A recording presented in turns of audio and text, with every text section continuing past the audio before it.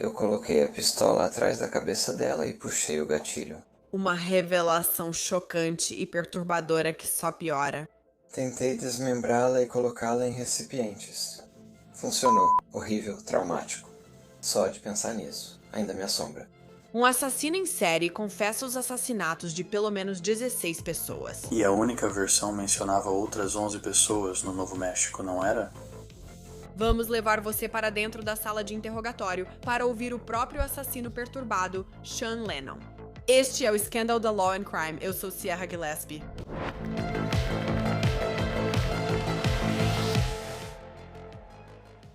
Um assassino em série confirmado foi pego em flagrante ao deixar partes de corpos desmembrados em um aeroporto internacional. E isso nem é o fim da sua onda de assassinatos. Depois disso, ele ainda mata pelo menos mais uma pessoa e confessa os assassinatos de pelo menos 16 pessoas.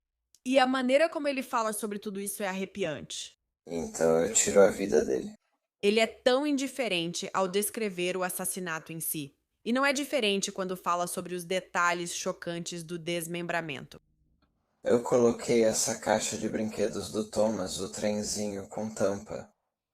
Justin estava naquela. No escândalo de hoje, vamos a Grants, Novo México, a cerca de 80 milhas a oeste de Albuquerque.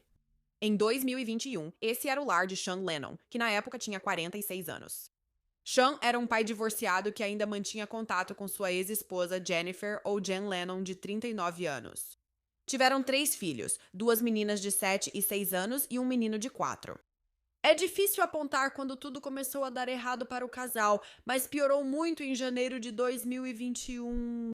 Não sabemos a data exata, mas Sean afirma ter flagrado sua ex, Jen, transando com Justin Mata, de 40 anos. E foi... Estava tudo quieto. Estou ouvindo crianças. Abra a porta, Jen e Justin estão aí dentro. Eu sabia que eles estavam. Eles se divorciaram, então tanto faz. Pensei, idiotas, as crianças pegam um cartão pra ele. Justin disse que estão com a namorada dele. Eu respondi, você é um idiota, sua namorada. Sua esposa está com meus filhos, então você pode ficar com sua namorada. A família de Justin e Jen, desde então, veio a público e disse que eles eram apenas amigos. Eles não tinham um relacionamento sexual, mas, de acordo com a confissão de Sean, eles tinham sim, e eles mantinham um suposto caso. Ele disse que seus filhos foram drogados, o que o desestabilizou totalmente. Censuramos os nomes das crianças neste trecho para preservar a privacidade delas. Ele entra colocando as roupas, fazendo o sinal dos tempos e dizendo que eles estão bem. Eu respondo que não, eles não estão respirando. O que você fez? Eles drogaram, eles colocaram algo no remédio deles. Jen não achou que eu estava falando sério. Ela entra, ela pega... Ela não tem pulso. Ela não respira, nem tem pulso, eu disse. Eu sei. Verificando, ela tem... Sem pulso. Ela começa a dizer que matou o bebê. É isso. As crianças, nós tivemos essas crianças. Foi como?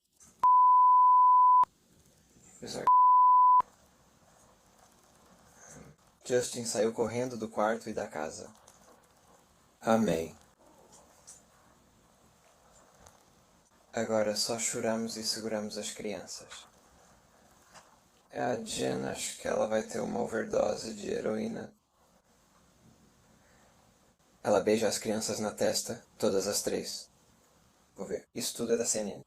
Isso é realmente confuso. Parece que Sean está dizendo que as crianças tiveram uma overdose de drogas e morreram. Ele até diz que elas não têm pulso. Ele também diz que Jen planejou se matar por causa disso. Mas, de acordo com reportagens da Associated Press, Justin tinha dado remédios para dormir para as crianças, e só isso, e eu não posso confirmar essa parte. Nenhuma criança foi ferida ou morta nesse caso. O que eu não posso confirmar é a próxima afirmação de Sean de que Jen queria ter uma overdose de propósito. Porque ele realmente devia ter inspirado. Ele não ia ter uma overdose. Eu vou sair do quarto, me preparar psicologicamente, repetindo que... Declarações emocionadas como essa de que você matou. Então eu não tinha o suficiente. Seja lá o que for pra fazer isso, em tudo. Coloquei a pistola atrás da cabeça dela e puxei o gatilho. Um casal. Segundos depois, eu também estava na cama. Eu coloquei a pistola na minha boca. E eu inspirei. Eu só olhei meus dentes. Vi eles gritando. Eu fiquei tipo... O que diabos eu vou fazer agora? Sean explica sem hesitar o que fez com o corpo da Jen. Eu tive que fazer isso. Nós temos um veículo. O namorado da Jen dirigiu o caminhão e trouxe o carro. Então deslizei ela pra dentro de um... Um bem comprido. Os lençóis e roupas de cama ao redor dela também foram para a caixa. Um dia depois consegui desmembrá-la e colocá-la em recipientes. Funcionou. Horrível. Traumático. Só de pensar nisso, ainda me assombra. Mais uma vez, não temos uma data exata para tudo isso, mas depois que Jen foi morta, em janeiro de 2021, ele foi atrás de Justin, que ele alegou ter mostrado a ele uma foto de um dos filhos em uma pose explícita. Ele veio até a casa, então eu na lavanderia conectada à garagem. Foi lá que eu o matei. Pouco antes de matá-lo, ele ofereceu uma troca. Ele queria saber se podia tomar uma dose de heroína antes de eu tirar a vida dele. Então eu disse, bom, se você encontrar alguma no duto de ventilação. Então ele literalmente ficou olhando para baixo, dentro do duto. Ele nem desconfiou. Eu vou atirar na nuca dele. Não era algo do qual eu me orgulhava. Ele é um cara bem alto. E eu tive que desmembrá-lo em algum momento, 1 ou 2 dias depois. Isso me deixou enojado. Nessa situação. E então eu tive que criar coragem para mover o corpo dele. Então tem tanto sangue. Por isso precisei arrancar o piso daquele cômodo. Quando você levou Justin pra lá, foi logo depois? Tipo, quanto tempo se passou entre quando vocês se conheceram, quando você atirou na Jennifer e quando você atirou no Justin? Foi pelo menos uma semana. Demorou um pouco. Como você fez pra ele vir até aqui? Fingi ser a Jennifer ao telefone para atraí-lo. Ok, então você achou que ia encontrar a Jennifer. Sim. Então, eu estou namorando a Jen há muito tempo. Sean afirma que levou cerca de 2 horas para desmembrar o corpo de Justin enquanto os filhos dormiam. Mesmo assim, ainda não havia terminado de matar. A terceira vítima dele, em janeiro de 2021, foi Matthew Miller, de 21 anos, outro amigo da Jen, que, segundo Sean, apareceu uma semana depois para vender drogas para ela. Então eu já tinha os 3. Provavelmente esse garoto aparece, seja lá quem for, Matthew, ou seja qual for o nome dele, aparece com a namorada dele. Ela disse que olhou e, cara, ela parecia ter uns 12 anos de idade. E então eles não deveriam machucar ninguém. Eles não precisam fazer isso. Eles procuram dinheiro pra tudo. Eu disse que poderia dar um cartão de alimentação. Eu disse, pega uns $40. Só preciso de um isqueiro, um baseado e uma carona pra buscar água. Não vou deixar você colocar água. Então, uma dessas vezes que ele voltou, ele não tinha publicidade. E tudo bem, foi aí que eu atirei na nuca dele. Perguntei a ele sobre aquilo com o meu Steven. Ele disse que não foi ideia dele. Fiquei pensando que talvez fosse verdade. Ele estava com ereção na foto. Você não pode forçar alguém a ter uma ereção com seu filho, cara. Eu atirei nele na garagem. Então ele estava andando. Ele estava na minha frente. Ele observava algumas porcelanas finas.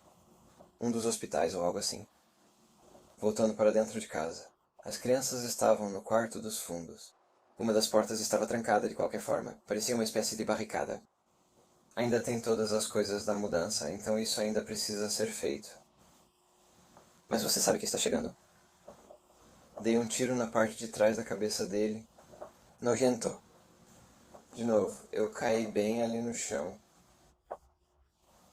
Eu passei por cima das crianças. Levei ele direto para dentro.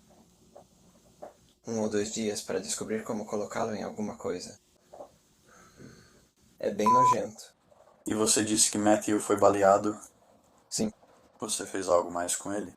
precisei desmembrá-lo para caber no recipiente. Mas você fez alguma coisa antes de desmembrar e depois do tiro? Tipo, você bateu nele ou algo assim? Não, porra, tá bom. Só o tiro. Em algum momento eu parei e gargarejei.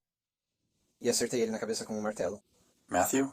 Ok. Foi aí que soube que ele estava morto, mas o corpo ainda estava lá. Esse cara está em algo que não existe. Entendi. Não, eu não o encontrei. Eu não o torturei nem nada. O que estava passando pela sua cabeça enquanto você estava sentado lá embaixo e os corpos estavam em Albuquerque? Acho que, sinceramente, imaginei que eles iriam encontrá-los, já que estavam em plena luz do dia. Bem na estrada, sabe, lá dentro. Achei que em algum momento encontrariam os corpos, depois viriam as acusações. Foi exatamente assim que eu vi isso. Após matar 3 pessoas, Sean precisava decidir o que fazer com seus corpos. Ok, então agora você tem todas as caixas plásticas. Eu coloquei os 3 corpos fora da casa, no quintal. Leve-os para os fundos. Leve-os pela porta de correr até os fundos, coloque-os sob a árvore e depois posicione a churrasqueira e outros itens para bloquear ali. Eu só morava na casa e limpava o que podia. No começo, Sean esconde os corpos em caixas plásticas na casa dele, e esse detalhe é ainda mais perturbador. Certo, agora você já pegou todas as caixas. Ele comenta algo com você sobre isso naquele momento? Porque, tipo, ele vai direto pra você. Tipo, já tá fedendo nesse ponto, porque já faz algumas semanas agora. Tem um pouco, deixa eu ver, faz um tempinho. É, Faz um tempinho que a gente não tem desses, beleza. ele não te fala nada sobre isso. Ele fica na cabine do caminhão e eu fiz toda a transferência. Ok, então, tudo direto do gatilho, direto pra traseira, é isso. Como você conseguiu manter tudo no lugar? Porque, quero dizer, isso não vai deslizar? Você não fica um pouco preocupado com isso, né? Eu encaixei tudo bem apertado. Uma das coisas estava apenas apoiada em cima. Eu falei calma e aí encaixei ali. Então teve isso. Você disse que pesou, colocou peso em cima. Eu só pesei pra conferir. Tipo, por algumas coisas aqui e ali. Tipo, só as barras, mas quero dizer, O que estava solto?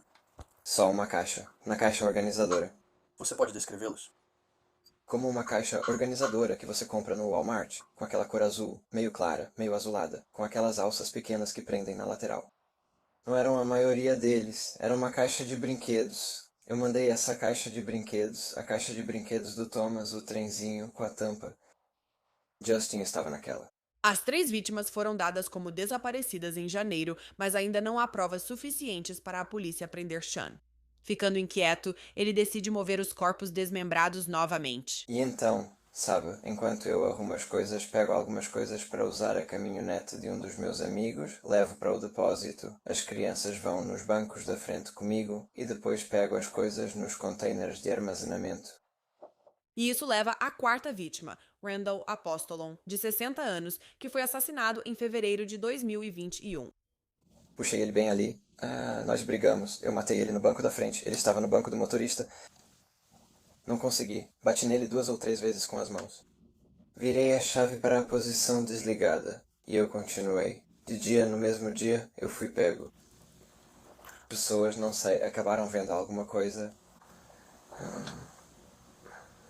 Então eu fiquei tão preocupado que coloquei minha mão e acertei ele com um martelo. O sangue espirrou. Dei a volta e pensei, preciso limpar as janelas. Coloquei algo por cima, virei eles do lado do motorista para o lado do passageiro. Bem nojento.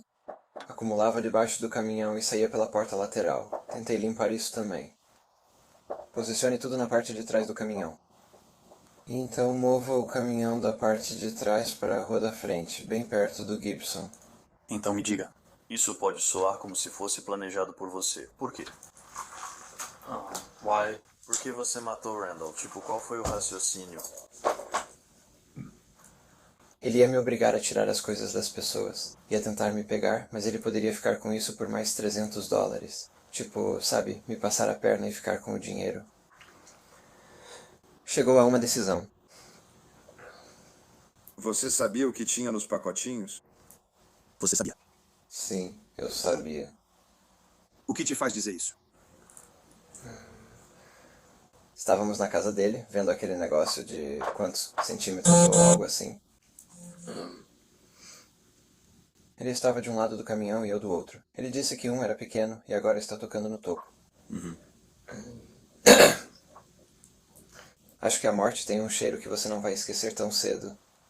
Junto com o fato de estar disposto a pagar mais dinheiro para mover o caminhão, sabe? E então, ele não estava ciente. Foi aí que ele disse, vai te custar mais caro. E eu disse, vou conseguir mais, e estou indo para meu curso de capacitação profissional. Então, Ele já te confrontou diretamente sobre o que ele achava que tinha lá dentro? ele disse que ia buscar corpos ou algo assim nele. Então eu acabei... A gente brigou, eu tirei a vida dele para usar o caminhão dele. Você matou ele pra usar o caminhão dele. Ele me explorou porque você faria por 300, mas não segurou pelos 150 que te dei. Matei ele para usar o caminhão dele. Desculpa. Horrível pra você? Horrível. Bem horrível.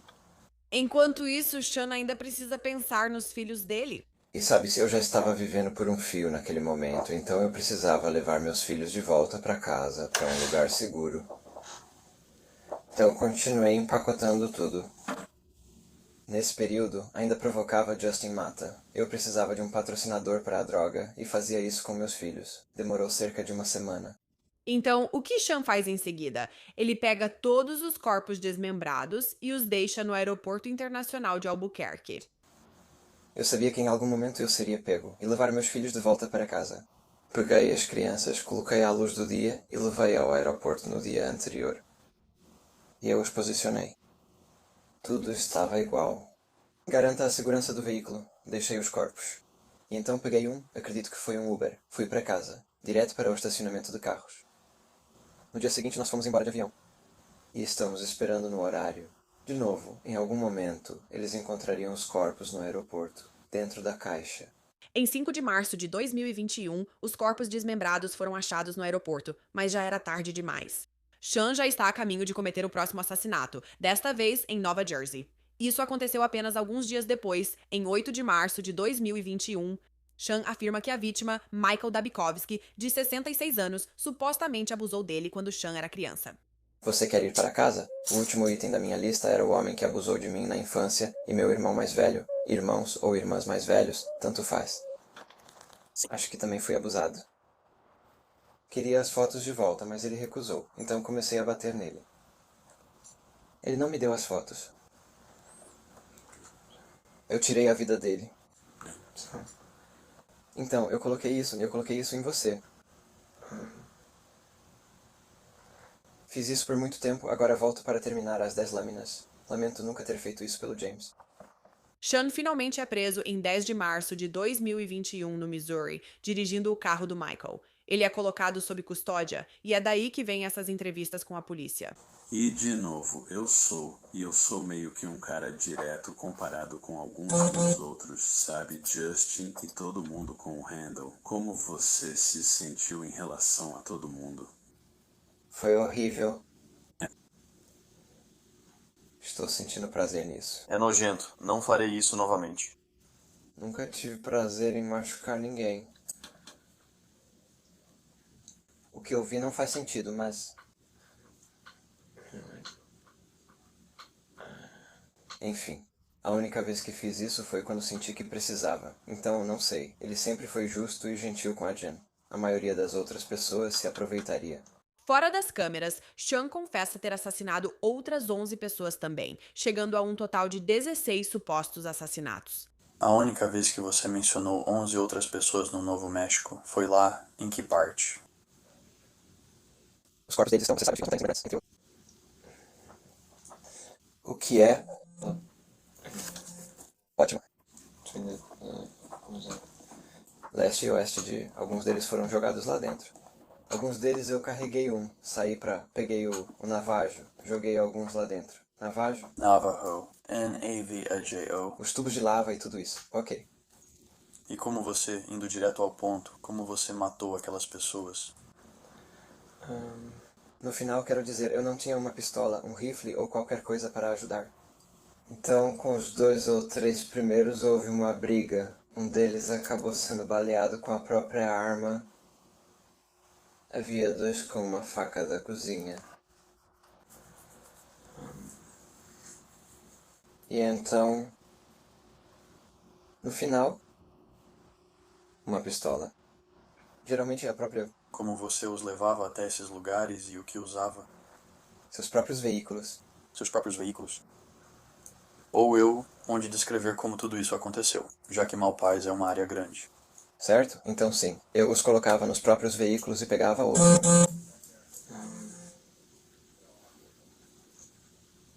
Cara, e aí eu pego um dragão. Eu coloco uma lona no chão. Algumas lonas porque elas se desgastam rápido, né? Eu espero que o fundo, tipo, fosse como um novo de canoa, então sairia por baixo e eu só arrastaria, colocaria em um buraco. Talvez um tubo vala ou algo assim. E depois o veículo. E então eles simplesmente levam o veículo para algum lugar, tipo ao lado da estrada. Com as chaves dentro. Dirigindo. Alguém pegava o veículo. Eu voltava um dia depois. Ele nunca estava lá. Como você geralmente volta para casa? Só andava mesmo. Sempre deixava os veículos quase no mesmo lugar, perto do campo de tiro e da saída 85. Mas você não fica preocupado? Digo, você anda pela rodovia? Você pega as estradas secundárias? Digo, você não fica preocupado com as pessoas te vendo andando depois de deixar a chave? Não. Literalmente, quando eu saía do carro, eu sempre estava de tênis de corrida e parecia que eu tinha motivo para estar ali. Beleza. Tipo, então eu nem fui durante o dia. Essa declaração é tão arrepiante. Vale ressaltar que Sean Lennon não foi acusado de nenhum desses outros 11 assassinatos. Ele apenas confessou ter cometido esses assassinatos. Estas são as últimas palavras dele sobre isso. Você mencionou que os outros 11 começaram há 2 anos e meio ou 3. E você disse que desarmou eles de armas de fogo e também de facas? Facas. Qualquer coisa. Em algum momento eu tinha tipo uma picareta, mas era mais como um pico. É mais como uma picareta. Mas... Então, se você tivesse que pensar, tipo, quantos desses dos 11 foram baleados e quantos foram esfaqueados, se você puder explicar um pouco mais sobre isso. 2 foram baleados. 2. 2. E quantos foram esfaqueados? Quantos foram os outros? Eu não sei.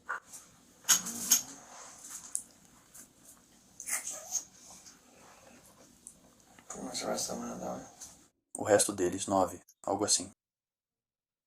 Quer desabafar algo antes de irmos? Acho que já falei tudo. Se sente melhor? Não. Foi um peso guardar isso? É difícil de saber.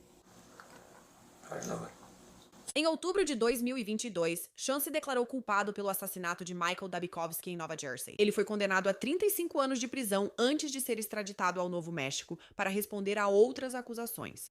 Em maio de 2024, ele se declarou culpado pelos assassinatos de Jennifer Lennon, Justin Mata, Matthew Miller e Randall Apostolon por esses crimes. Ele recebeu 4 sentenças consecutivas de 15 anos cada. Isso quer dizer que ele cumprirá os 35 anos em Nova Jersey antes de começar a pena de 60 anos no Novo México. Nossa, essa é realmente difícil de engolir. Quero dizer, os detalhes são tão difíceis de comentar, mas ainda tenho várias perguntas. Então vamos chamar a especialista convidada de hoje para conversar sobre isso. É a amiga do programa, detetive aposentada e ex-chefe de investigação, Lisa Miller. Lisa, é tão bom te ver. Como sempre, obrigada por passar aqui no Scandal hoje. Obrigado, Sierra Gillespie. Bom estar de volta.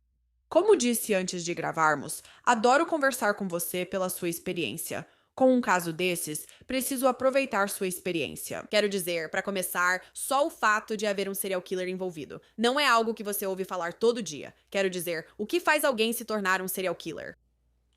Bem, uma definição legal e técnica é que precisa haver 2 ou mais assassinatos. Normalmente tem que haver esse período de esfriamento.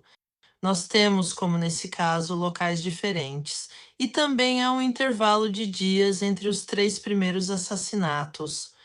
Ainda mais tempo antes de ele matar o 4º indivíduo. E depois, com ainda mais tempo e em outro estado, ele mata a 5ª pessoa, nesse caso.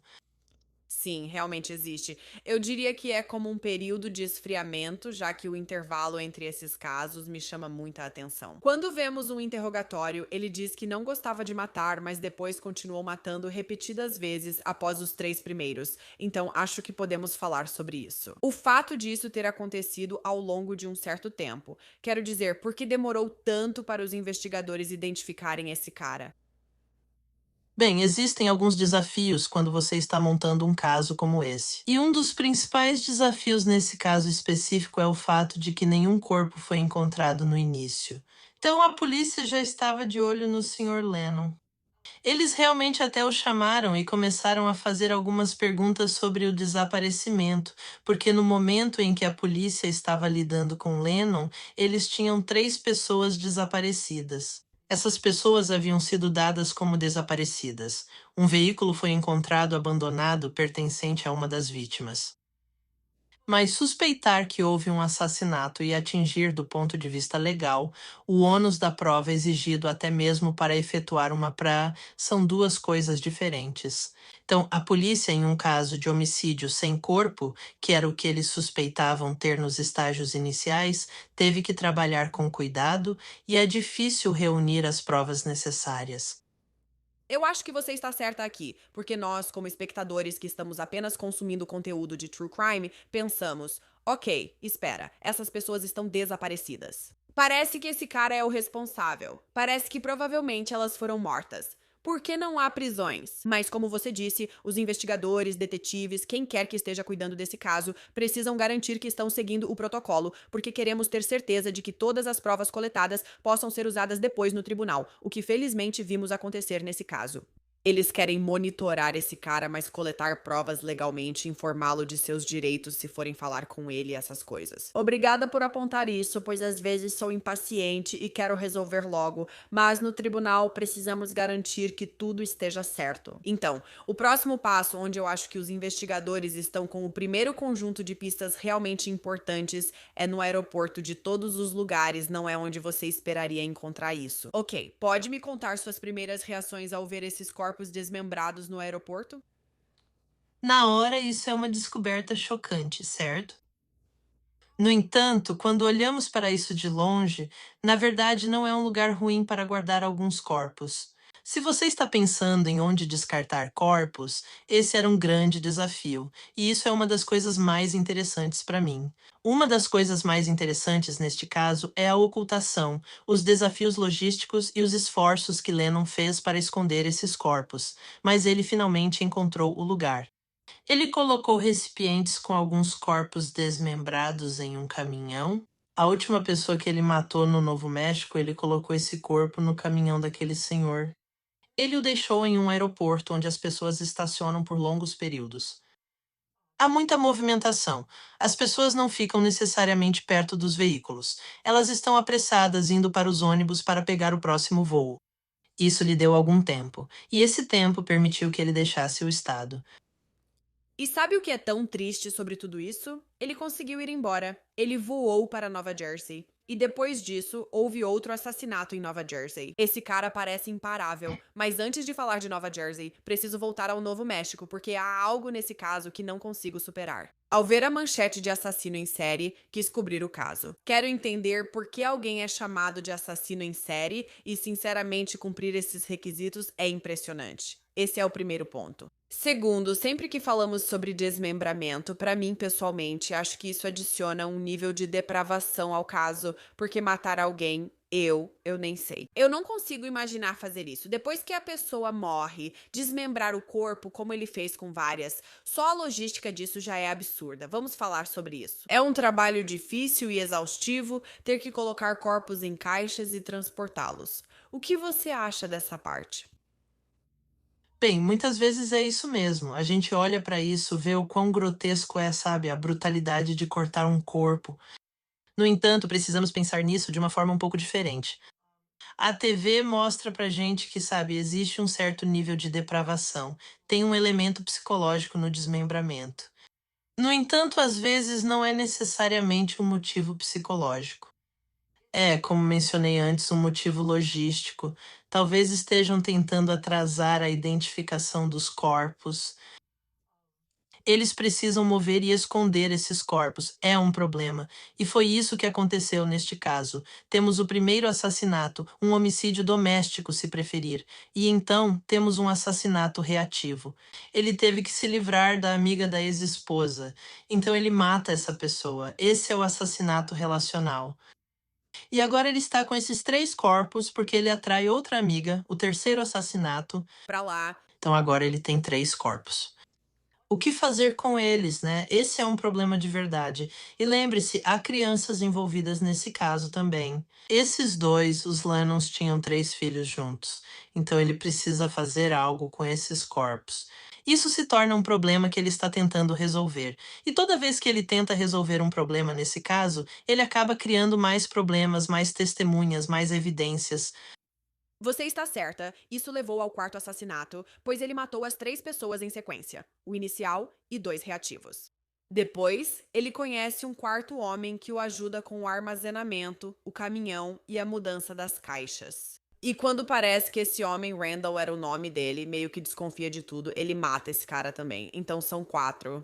Como fazemos a ligação entre matar essas pessoas? Quer dizer, se eu tentar pensar como ele, do ponto de vista logístico, eu até consigo entender como ele pensou. Acho que preciso matar esse cara. Obviamente, nunca é certo fazer isso, mas era mais ou menos isso que passava pela cabeça dele. Como fazemos a ligação do Novo México para Nova Jersey, onde ele retorna e mata a pessoa que, segundo ele, abusou sexualmente dele na infância? Quero dizer, nesse ponto, será que ele pensou: bom, já matei 4, posso muito bem matar 5? Tipo, o que você acha que estava passando pela cabeça dele? É difícil saber exatamente qual é a racionalidade. Não é como eu e você sentados aqui conversando, quando alguém comete não só um assassinato, mas vários assassinatos assim. Mas, pelo que entendi das reportagens, ele tinha uma rixa desde a infância com o homem de Nova Jersey. E pode ser que seja algo do tipo: beleza, estou eliminando problemas da minha vida. Esse homem antigamente era um grande problema para mim, então vou eliminar esse problema também. Pode ser algo tão simples quanto isso. Acho que você disse muito bem quando falou que não é do jeito que eu e você pensamos. Quer dizer, porque eu estou tentando, de uma perspectiva de fora, entender por que ele faria essas coisas, o que estava se passando na cabeça dele. Mas existe uma grande diferença entre eu e você, nossos espectadores, e alguém que realmente cometeria esses crimes tão depravados, que é sobre isso que estamos falando hoje. E acho que podemos falar sobre o lado policial de tudo isso, porque temos o Novo México, como mencionamos, depois temos Nova Jersey envolvida também. Isso torna as coisas mais difíceis, porque, quero dizer, primeiro de tudo, a diferença de fuso horário, eles estão muito longe um do outro. Todas essas equipes estão meio que procurando pelo mesmo cara. Como isso funciona? Isso torna as coisas mais difíceis, logisticamente falando? Isso atrasa as coisas. Quero dizer, na polícia hoje em dia temos uma ótima comunicação uns com os outros. No entanto, quando você tem alguém que voa para outros estados e então acontece um assassinato, leva tempo para juntar as peças.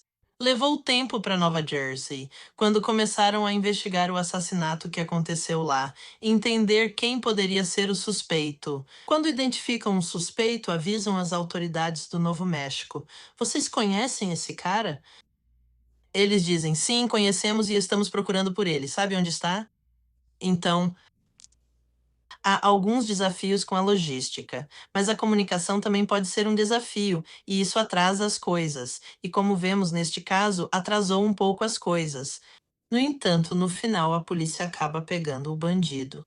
Sim, li algumas entrevistas de Nova Jersey porque você tem razão. Quando houve o primeiro assassinato em Nova Jersey, ninguém pensou logo: pode ser o cara do Novo México. Eles se perguntaram: o que está acontecendo? É um vizinho, o companheiro ou a companheira? E você tem razão, a comunicação deles foi excelente. Pegamos ele em Nova Jersey e no Novo México. Estava animada para te fazer essa pergunta. Então, ao longo de todo esse episódio, mostramos pequenos trechos do interrogatório dele, porque ele realmente conversa com os detetives e meio que conta tudo, confessa tudo e explica tudo. Suponha que esse seja seu trabalho, Lisa. Você prendeu um homem procurado no Novo México e Nova Jersey, mas foi capturado no Missouri. Achamos que ele é um serial killer. Qual a primeira pergunta que faz para ele na sala de interrogatório? Bem, a primeira coisa que eu quero fazer, e quando entro em uma sala de interrogatório com qualquer pessoa, é criar um pouco de vínculo. Quero dizer, você não chega do nada para falar com uma pessoa e simplesmente começa a fazer as perguntas difíceis. E então, mesmo agora, quando você começa a criar esse vínculo, você simplesmente começa a perguntar: ok, então me conte sobre isso. Tenho 4 corpos aqui no Novo México. Sabemos que há um corpo em Nova Jersey. Você faz uma pergunta aberta: o que pode me contar sobre o ocorrido? Certo. E então, o que aconteceu? E você começa a fazer perguntas abertas e deixa a pessoa falar, vinculando a pessoa a essas primeiras declarações, seja lá o que ela for dizer.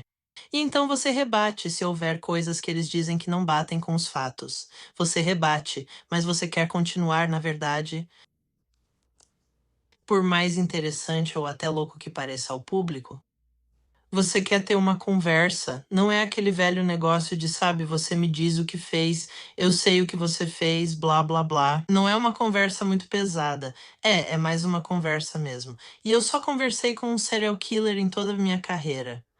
No entanto, foi uma conversa muito tranquila, muito parecida com a que estamos tendo agora, enquanto ele me contava como matou, por que matou, coisas assim.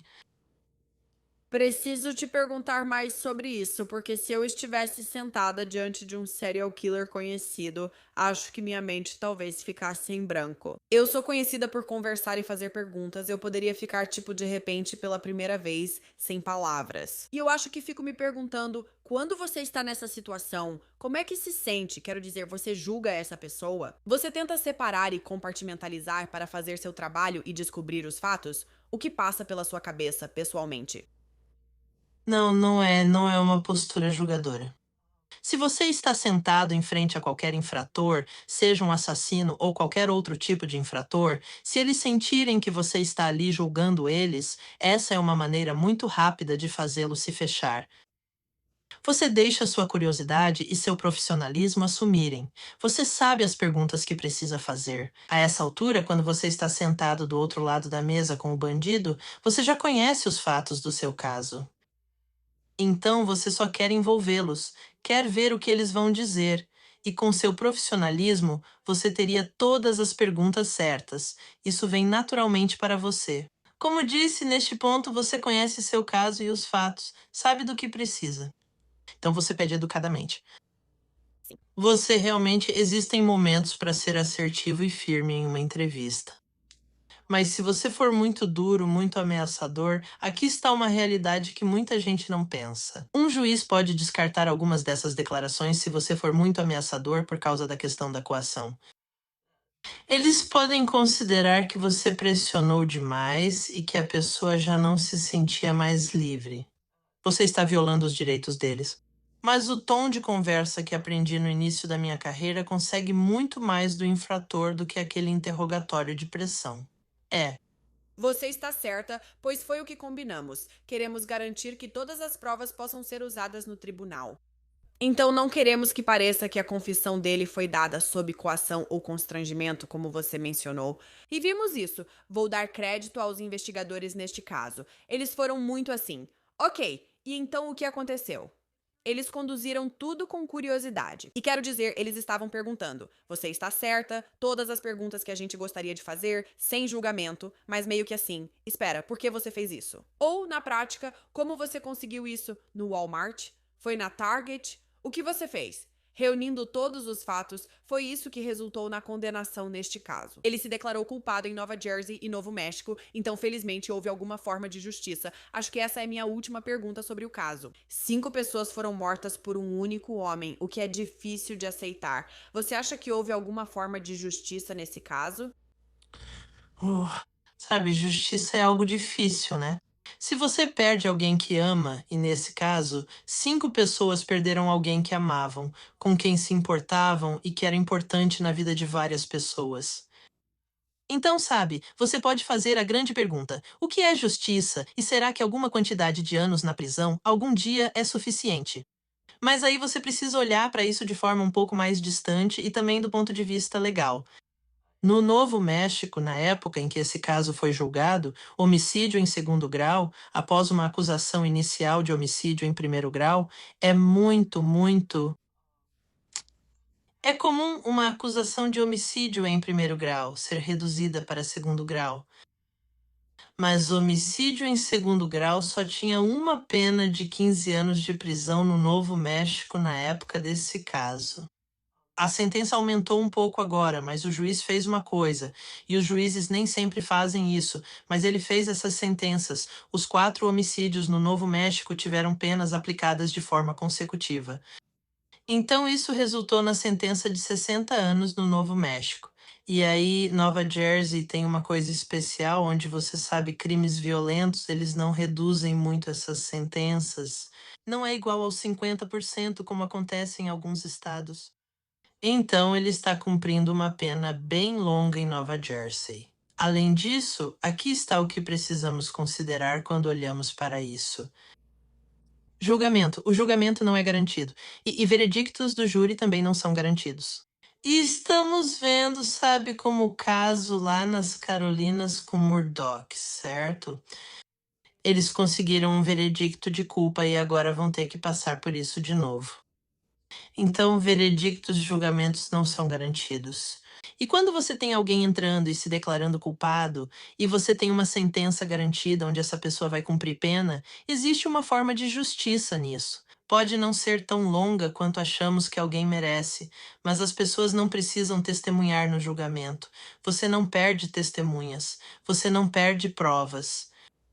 Existe uma certa justiça nisso. É. Acho que você está certa. Quer dizer, é difícil colocar um número em algo assim, mas felizmente parece que é uma pena bem longa. Ele confessou tudo. Ele foi honesto sobre isso, se declarou culpado. Então você está certa. Não vamos ter que passar pelos testemunhos, pela dúvida sobre o veredito, nem pela deliberação. Felizmente, ele já está preso. E eu quero dizer, essa história é realmente complicada, difícil de falar sobre ela. Então, Lisa, muito obrigada por participar do Scandal e nos explicar tudo isso hoje. Obrigado, Sierra. E é aí que o episódio de hoje do Scandal nos deixa por enquanto. Se você gostou do que viu e quer ver mais, me acompanhe nas redes sociais. Você pode me encontrar no Instagram como Sierra Gillespie. Obrigada por assistir ao episódio de hoje de Scandal. Como sempre, eu sou sua apresentadora Sierra Gillespie e te vejo na próxima vez.